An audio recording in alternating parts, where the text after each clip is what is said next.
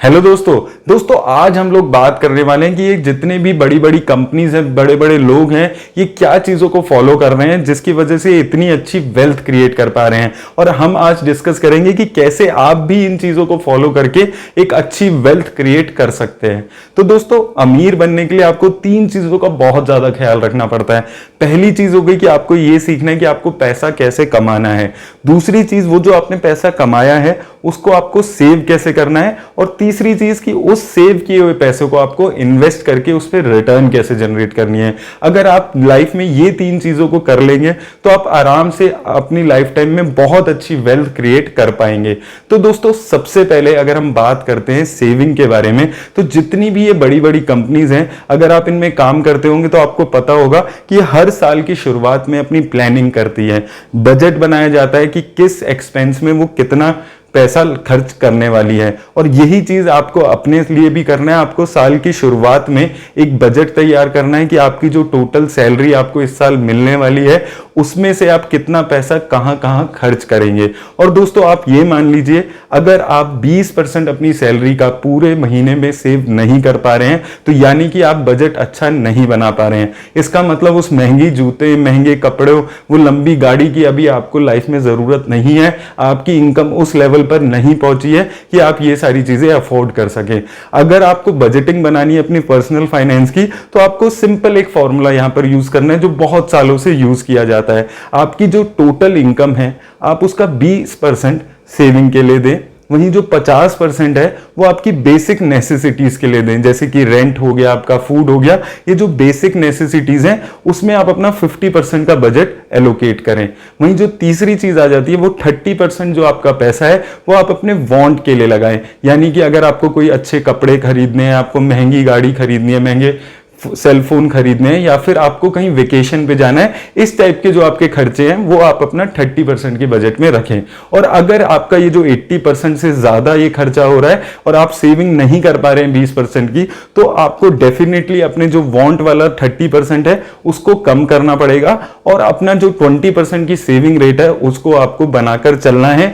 बहुत जरूरी है ये कि आप इनिशियल लेवल से ही 20% एटलीस्ट सेव करते हुए चलें। एक आदत डालें खुद को कि आपको एटलीस्ट 20% अपनी सैलरी का हर महीना सेव करना ही करना है। अब दोस्तों, यहां पर दूसरी चीज आ जाती है कि जो पैसा ये आपने सेव किया है इसको आपको आगे इन्वेस्ट करना है। अब दोस्तों, जितनी भी ये बड़ी बड़ी कंपनीज होती हैं, अगर आपने इनका वर्किंग देखा होगा, ये जो 100-200 साल पुरानी कंपनीज हैं, ये पुश्ते दर पुश्ते हम लोगों से काम कराती है। ये पहले हमसे काम कराएंगी, फिर ये हमारे बच्चों से काम कराएंगे, फिर हमारे बच्चों के बच्चों से भी काम कराएंगे। यही काम आपको अपने उस बचाए हुए पैसे के साथ करना है। आपको भी उसको अपने एम्प्लॉय की तरह ट्रीट करना है और उससे आपको बहुत मेहनत करवा के उससे पैसा कमाना है, उसके बच्चों से भी काम कराना है और उसके बच्चों के बच्चों से भी काम कराना है।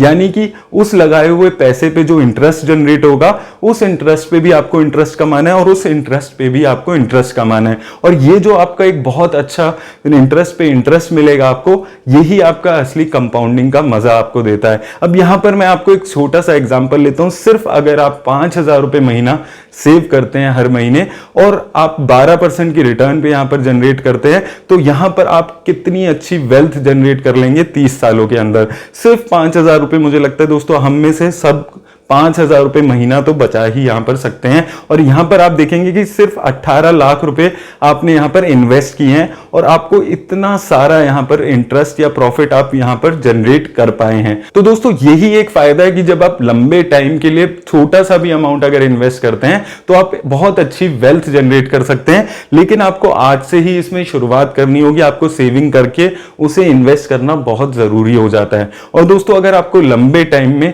इन्फ्लेशन को बीट करने वाली रिटर्न जनरेट करनी है तो आपको इक्विटी मार्केट में इन्वेस्ट करना ही पड़ेगा। अब यह आप पे डिपेंड करता है कि आप कितना ज्यादा रिस्क लेना चाहते हैं, लेकिन इक्विटी में आपको अपने टोटल जितनी भी वेल्थ है उसका एक अच्छा खासा पोर्शन इन्वेस्ट करना बहुत जरूरी हो जाता है। अब दोस्तों, तीसरी चीज यहां पर आ जाती है कि आपने जो पैसा यहां पर सेव करके इन्वेस्ट किया है इसको आपको कमाना कैसे है। तो दोस्तों, पैसा कमाने के दो तरीके होते हैं। एक तो होता है एक्टिवली आप पैसा कमाते हैं और एक पैसिवली पैसा कमाते हैं। एक्टिव इनकम कहूंगा दोस्तों, मतलब ये हो गया कि जो भी आप जॉब करते हैं, वहां पर अगर जाते हैं, आपकी प्रेजेंस वहां पर जरूरी है, या अगर आप वर्क फ्रॉम होम भी करते हैं और आपको लगातार लॉग इन करके वहां पर बैठना है और आपको उसके लिए सैलरी मिलती है, तो ये आपकी एक्टिव इनकम है।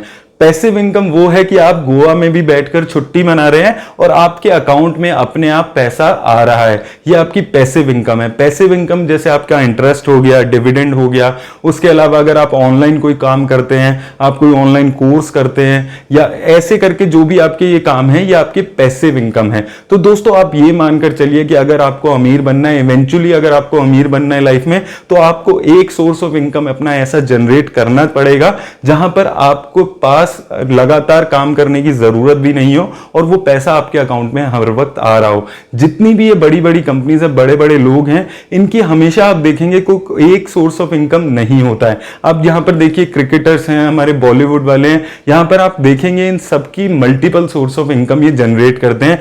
क्रिकेटर सिर्फ क्रिकेट खेल के पैसा नहीं कमाता है, वो स्पॉन्सरशिप भी लेता है, वो एडवर्टाइजमेंट भी लेता है। ऐसी जो बॉलीवुड के हीरोज होते हैं, वो भी सिर्फ एक्टिंग करके पैसा नहीं कमाते हैं, वो डांस इवेंट्स में भी जाते हैं, वो स्पॉन्सरशिप भी लेते हैं, एडवर्टाइजमेंट भी लेते हैं। तो ये लोग भी मल्टीपल सोर्स ऑफ इनकम अपनी जनरेट करते हैं। और दोस्तों आप मेरी बात एक बारी आप मानकर चलिए, अगर आप प्राइवेट कंपनी में जॉब करते हैं तो आपको नहीं पता कि आपकी जॉब कब तक रहने वाली है। हो सकता है जब आप 45-50 तक के हों तो कंपनी को आपकी जरूरत कम महसूस हो और वो आपको कभी भी निकाल दे।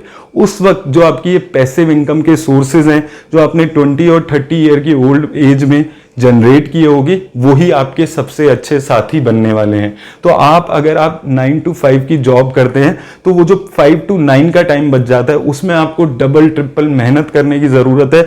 बहुत ज्यादा लगन से आप और मेहनत करके अपने मल्टीपल सोर्स ऑफ इनकम आज ही जनरेट करने की कोशिश करें, ताकि जब वो टाइम आए जब आपकी कंपनी आपको जॉब से निकाल दे, तब आपके पास इनकम हो जिससे आप रिलाई करके काम अपना चला सकें। बहुत जरूरी है दोस्तों कि आपके पास मल्टीपल सोर्स ऑफ इनकम हो।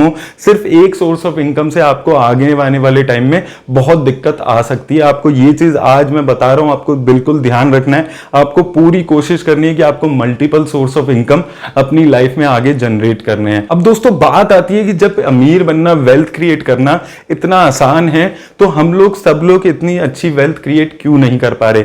उसका सिर्फ एक सिंपल रीजन है दोस्तों, कि जब हम अपने 20s और 30s में होते हैं तो हम चीजों को बहुत ज्यादा लाइटली लेते हैं। हमें लगता है कि हम हमेशा यंग रहने वाले हैं, लेकिन दोस्तों जब हम 40s और 50s में पहुंचते हैं तब हमें रियलाइज होता है कि हमने अपनी लाइफ का सबसे प्रेशियस टाइम वेस्ट कर दिया है। मैं उम्मीद करता हूं आप ये गलती नहीं करेंगे। आप अपनी लाइफ का सबसे प्रेशियस टाइम बहुत ही अच्छे से यूटिलाइज करेंगे, ताकि आप 50s और 60s में रिग्रेट ना करें। मेरी तरफ से दोस्तों आज बस इतना ही। अगर आपको ये वीडियो अच्छी लगी है तो इसे दोस्तों और रिश्तेदारों के साथ शेयर करना ना भूलें। धन्यवाद।